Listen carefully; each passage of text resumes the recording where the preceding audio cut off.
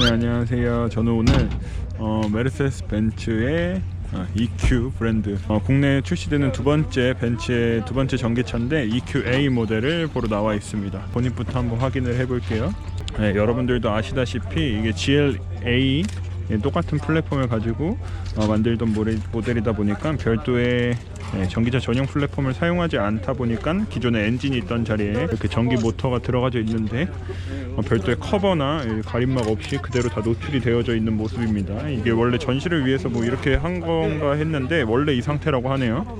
별도의 커버도 없이.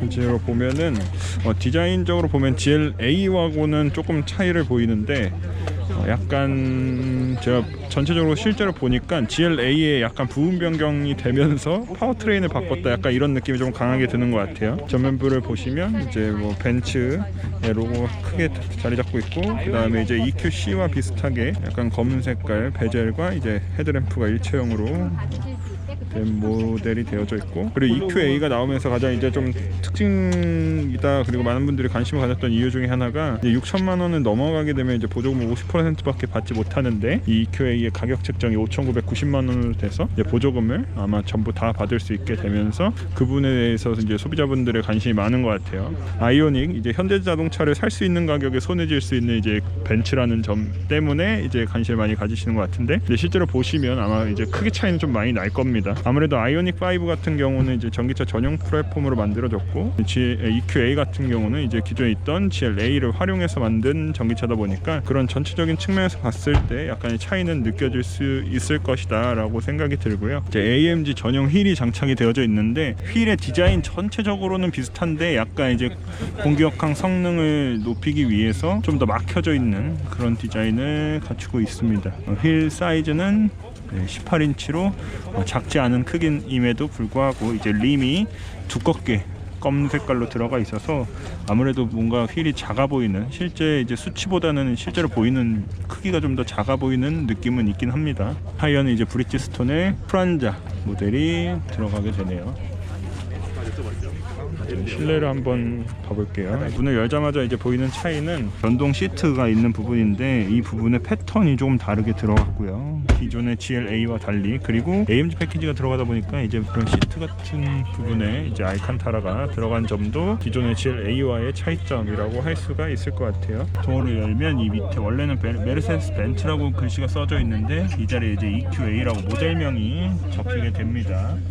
네, 보시면 여기 실내 디자인을 살펴볼게요. 보시면 스티어링 휠은 기존의 GLA와 큰 차이가 없습니다. 약간 D컷으로 들어간 게 이게 AMG 패키지가 들어갔기 때문에 이런 스타일을 갖추고 있고, 중간에 이제 원형 송풍구가 3개가 이렇게 나란히 배치가 되어져 있습니다. 뭔가 이제 차이점을 찾자면, 이건 아무래도 이제 파워트레인이 이제 내연기관이 아닌 전기 모터가 들어가다 보니까 이 화면에 이제 들어가는 이제 정보가 좀 다르죠. 이제 주행 거리도 이제 주유가 아니라 배터리가 지금 한 절반에서 조금 못 미치게 충전이 되어 있는데 139km를 주행을 할 수가 있다라고 표시가 되어져 있고, 그리고 평균 전비도 확인을 할 수가 있고, 뭔가 표시되는 정보가 조금 다르다 뿐 그 외에 전체적인 구성 자체는 기존의 GLA와 큰 차이가 없습니다. 그리고 센터 페시아에 있는 이 메뉴도 EQ 메뉴가 하나 추가가 돼서 충전소를 검색할 수도 있고, 주변에 가까운, 그리고 이외에 연비, 표현 전비라고 하죠. 그리고 에너지 흐름도, 그리고 차량 사용 설명서, 충전 옵션, 뭐 스탠다드나 뭐 이런 것들 설정을 하면 최대 충전 상태나 전류 뭐 이런 것들을 확인을 할 수가 있습니다. 그리고 그 외에 뭐 이제 이 안에 있는 컵홀더 구성 뭐 이런 건 다 똑같습니다. 이런 것도 기존의 GLA와 완전히 동일하고요. 여기 있는 터치패드도 동일하고, 여기 이 콘솔 박스도 기존의 모델과 동일합니다. 또 하나 궁금한 점이, 저는 이 2열 공간이었어요. 왜냐면 2열 공간이 기존에 이제 내연기관으로 활용되던 플랫폼을 가지고 전기차를 만들면 어떤 느낌일까가 궁금했는데, 앉자마자 느껴지는 건 2열 시트가 굉장히 바닥으로 푹 꺼져 있다는 느낌을 받을 수가 있어요. 그래서 앉아보면 여기 허벅지가 굉장히 뜬다라는, 이 정도가 뜨죠. 제 키가 이제 179인데 딱 앉았을 때 편하다라는 느낌은 들지 않아요. 뭔가 제가 이 느낌을 받았던 게 어떤 차인가 생각을 해보니까 동풍 소콘 iX5 뒷좌석에 앉았던 느낌과 거의 유사합니다. 그때 제가 그 차가 굉장히 불편하다, 어색하다라고 느껴졌던 이유가 1열에 비해서 2열 시트 높이가 좀 낮아서 보통은 극장식으로 1열보다 2열의 의자를 높게 배치하기 마련인데 이 시트 배열을 보면 1열보다 2열 시트가 더 낮게 위치하고 있어요. 그래서 2열에 앉은 승객이 앞에 전방 시야가 뭔가 답답하다라는 느낌을 받을 수 있게끔 배치를 해놨네요. 이거 되게 독특한 구성이네요. 요즘에 이런 차를 찾기가 좀 힘든데 되게 독특한 구성입니다.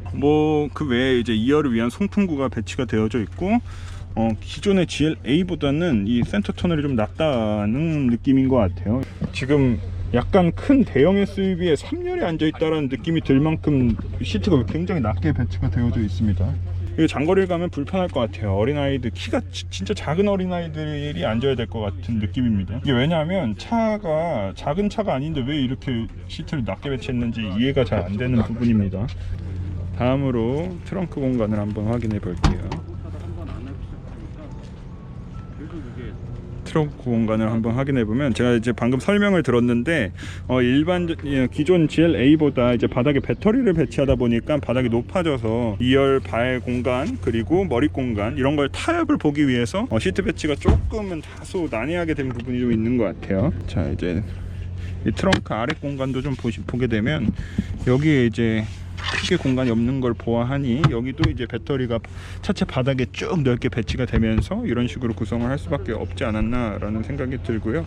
그래도 이 트렁크와 여기가 턱이 별도로 존재하지 않아서 무거운 짐을 내리거나 실을 때는 좀 유용하게 사용할 수 있을 것 같다라는 생각이 들긴 합니다. 그리고 충전 포트가 기존에 주유구 있었던 위치에 이제 위치하고 있는데 DC 콤보죠. 국내에서 가장 많이 사용하는 방식이기 때문에 이 방식을 채택한 거는 굉장히 잘한 것 같다는 생각이 듭니다. 디자인적으로만 보면은 굉장히 미래지향적이다라는 느낌이 들어요. 기존의 이제 디자인을 잘 다듬었다 라고 평가를 내려드릴 수 있을 것 같아요. 파노라마 선루프도 장착이 돼 있어서 이 시트가 좀 이상한 거 말고는 공간 자체는 괜찮습니다. 2열 시트가 자 보게 되면 이렇게 폴딩도 되고, 이 폴딩 했을 때도 여기에 턱도 없이 이렇게 자연스럽게 공간이 구성되기 때문에 그 부분에 대해서는 불만은 없는데, 이렇게 안전벨트에다 꽂아서 보관할 수 있는 이런 구멍도 있고, 여기다 이렇게 꽂아서 보관할 수 있는 이런 구멍도 있습니다. 안전벨트가 이렇게 폴딩하고 접었을 때 걸리지 말라고 이렇게 구성해 놓은 거, 이런 거 디테일은 되게 좋은데 이 디테일은 왜 못 챙겼는지 잘 모르겠네요. 이 차량이 지금 WLTP 기준으로 이제 400km 조금 넘는 주행거리를 인증받았는데 아마 국내에 들어오면 300km대 중반밖에 달리지 못하지 않을까라는 생각이 드네요. 오늘은 이렇게 간단하게만 보고 다음번에 이제 이 EQA 시승할 기회가 있으면 시승을 해보고 전체적인 느낌에 대해서 설명을 해드릴게요. 그러면 다음번에 더 재밌는 영상으로 찾아오도록 하겠습니다. 감사합니다.